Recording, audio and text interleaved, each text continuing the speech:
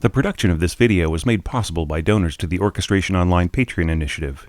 Please consider adding your support to the creation of free educational internet resources by visiting our Patreon page linked below.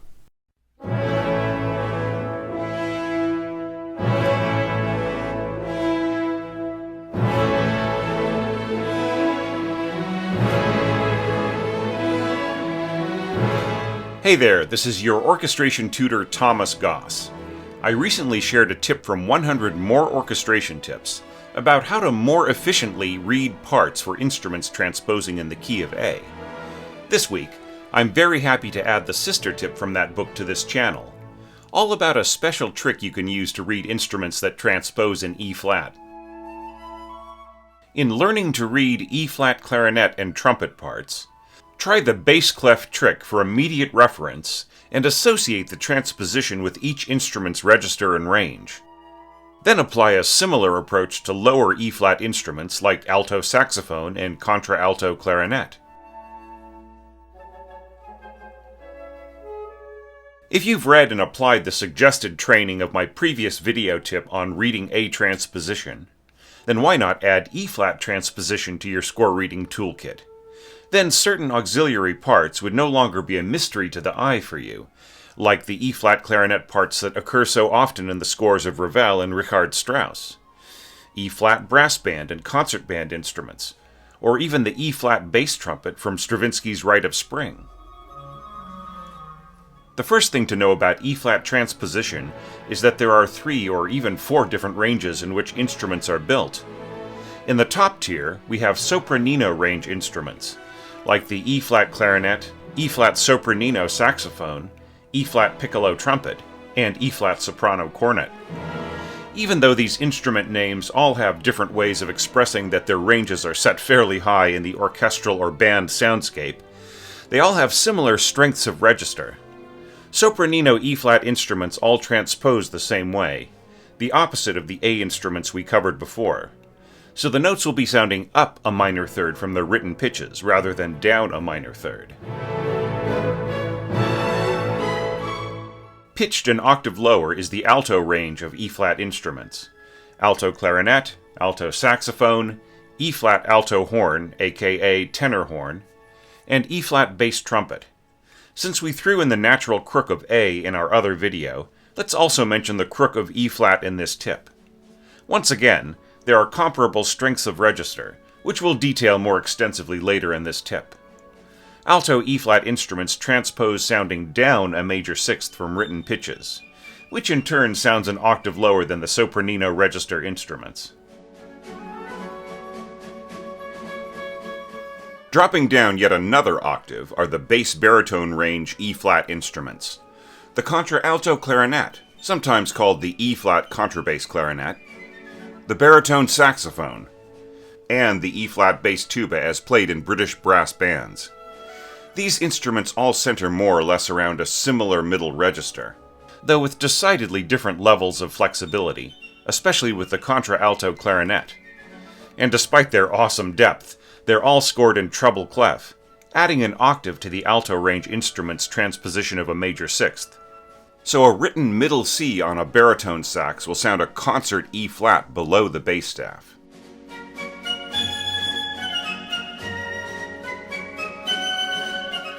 And then there's the even lower E-flat contrabass saxophone, the written middle C of which would sound all the way to concert E-flat 1, the lowest E-flat on a piano. All these different registers of instruments and their different transpositions may already have your head swimming trying to keep them all straight. But don't despair, because there's an easy way to jump immediately into E-flat transposition reading like a pro. The trick is to imagine that the part is in bass clef. This shortcut has a certain simplicity to it, because your mind is probably trained by now to process bass clef notes without having to think about it. Very well then. Just tell yourself that an E-flat part is actually in bass clef, and you'll understand the concert pitches without too much difficulty, adjusting where necessary for key signature and accidentals.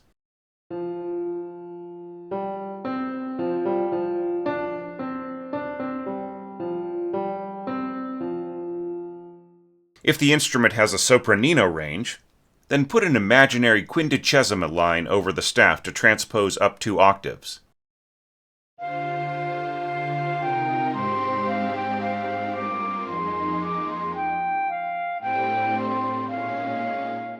For an alto range E-flat instrument, like alto saxophone or alto clarinet, change that quindecesima line to an ottava line for pitches that sound an octave higher.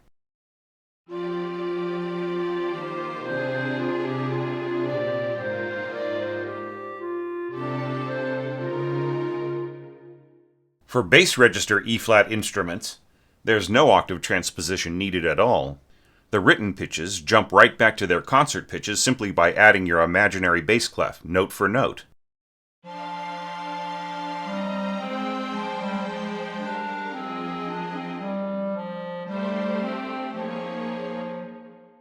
Then finally, should you ever have to read contrabass saxophone, just drop an ottava line under the staff and transpose down an octave. Done and dusted.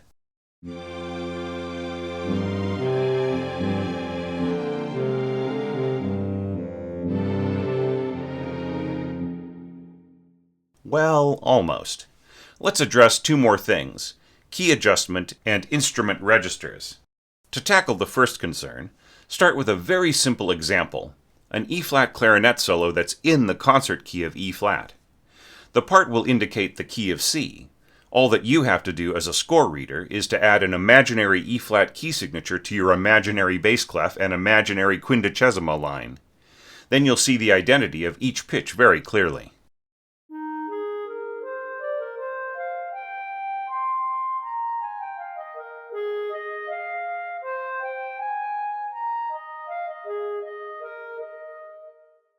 This perfect little system all works fine until you run into accidentals. But there's a simple logic to this, just as there was with transposing A parts.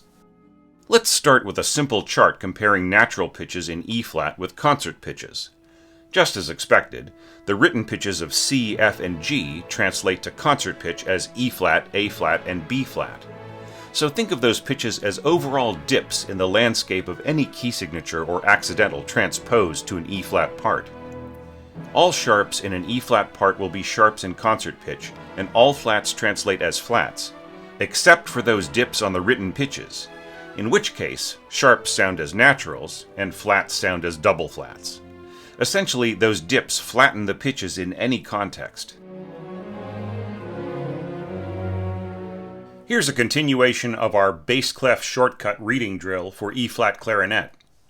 Flats in this E-flat part will be interpreted as flats in concert pitch using the transposition shortcut, while the first 3 sharps of F, C, and G are transposed as naturals, after which all sharps apply to the pitches as adjusted.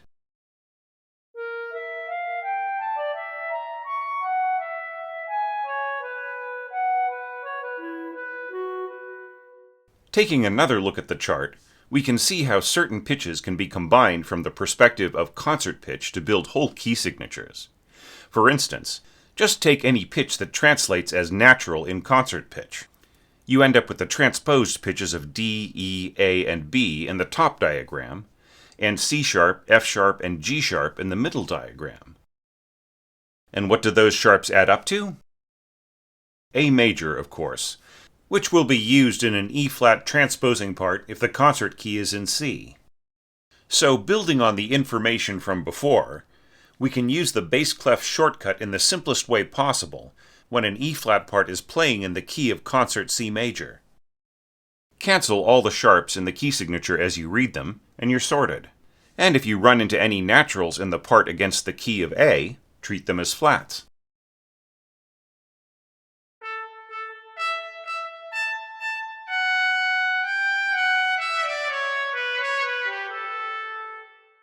All that's left to do now is to reverse the process so that the instrument's written and concert ranges are mentally reconciled. And that task may be easier than you think if you already know the written ranges of the basic instruments. The E-flat clarinet's written range is the same as B-flat or A. The sopranino saxophone covers the same written range as the alto, and in fact all of these higher auxiliary instruments have the same basic ranges and registers as their standard models.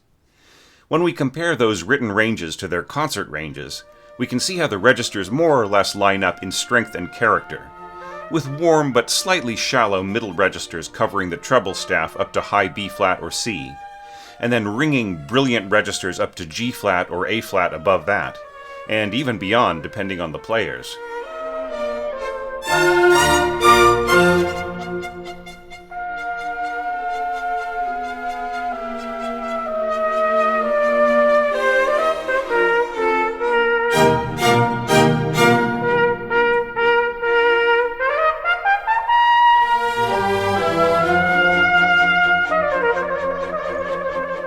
Alto instruments continue this general pattern an octave below, with the written ranges more or less identical to the standard models. But where the sopranino range instruments tend to a little timbral weakness in their low and middle registers, the alto instruments have quite rich and generous character across the same written notes. The trade-off is that the high registers tend to a certain forced urgency rather than clarion calls. All the same, there's a quality of magic to this orchestral range, so long as it isn't overused or overemphasized. And the rasping spookiness of muted brass in the alto range is not to be missed, as with the E-flat bass trumpet solo in Stravinsky's Rite of Spring, even as it's usually played on a B-flat or C bass trumpet.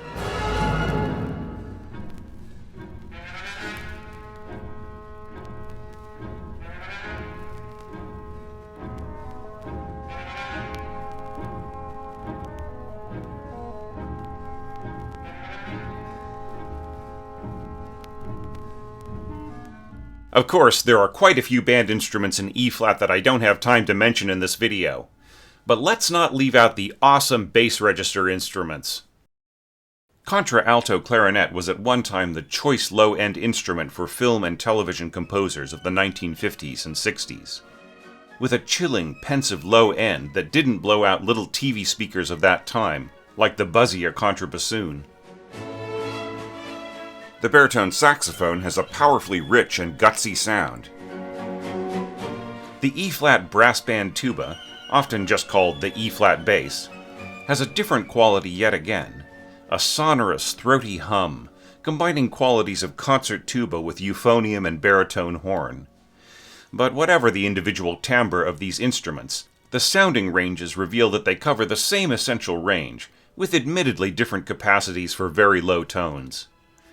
Though you may rarely, if ever, get a chance to read one of these instruments, let alone score one, unless you're a British brass band arranger, it's still the easiest category of all the E-flat transposing instruments to read.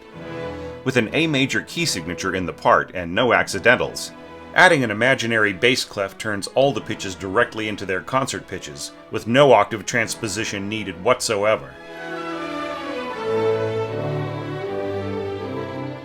Then, as to our lowest E-flat instrument, the contrabass saxophone, should you ever be so fortunate to score something for this marvelous beast, apply the same thinking as note-for-note treble E-flat transposition to concert bass clef as the bass instruments we just discussed. Except that just like any other contrabass instrument such as double bass or contrabassoon, treat the mentally transposed part as sounding down an octave from your imaginary bass register. Let's finish this tip with a bit of score reading, the intermezzo from Bizet's second L'Arlésienne suite. Bizet may deserve the honor of being the first composer to score a saxophone in a piece of lasting concert repertoire, and the alto part is a great way to break in your E-flat reading chops and try out that bass clef trick. Looking at the first page, you'll notice that it features not just alto saxophone, but also horns in E-flat. These transpose in the same alto register as the saxophone part, sounding down a major sixth, or when you add an imaginary bass clef, up an octave. The concert key signature of E-flat means that the saxophone is playing in its own key of C, but I've added our imaginary ottava line, bass clef, and key signature to help you orient yourself, as well as ghost accidentals where they occur. Give it a try now, and I'll see you at the end of the movement.